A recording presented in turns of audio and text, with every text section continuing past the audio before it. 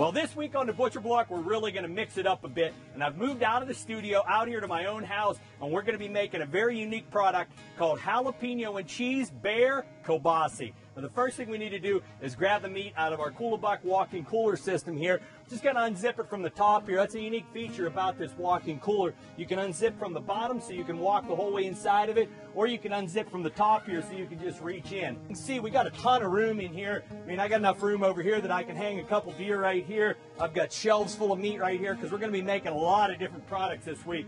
Now I'm just going to grab a bag here. We've already portioned and weighed out our bear meat. We got about 3 pounds right here in the bag. We're going to go inside and start making our product.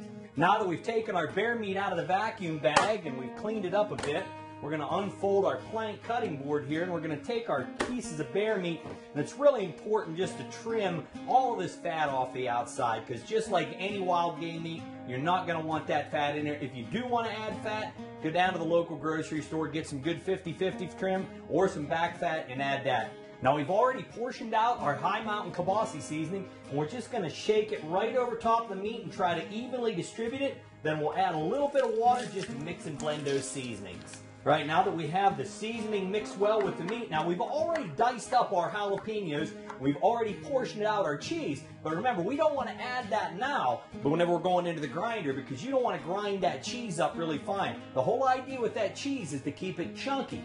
So now we'll just take our meat, we're going to put it right up here in the hopper of the grinder, and now we're going to do 2 different grinding patterns here. We're going to grind half of the meat through the coarse ground plate, we're going to grind the other half through the fine plate. Now we're ready to mix in our ½ cup of jalapenos, our diced jalapenos that we rinsed really well, and then we're going to add our high temperature cheese and just sprinkle it right across the top, and then we'll be ready to mix it together.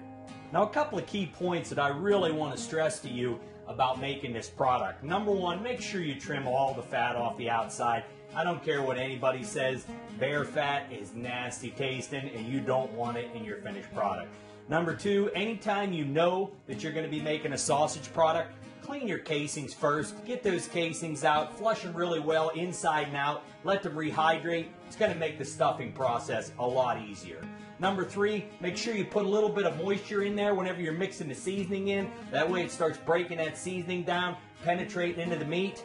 And number four, make sure that you don't grind your jalapenos or your high temperature cheese through with the rest of your meat block. Enjoy yourself. Have a good time, because hey, always remember, processing your own game can be fun, enjoyable, and really rewarding if you have the tools and the knowledge to do the job. All right, now I've linked up our kielbasa. We're going to open up the smokehouse, and we're going to put it right in here on the second rack.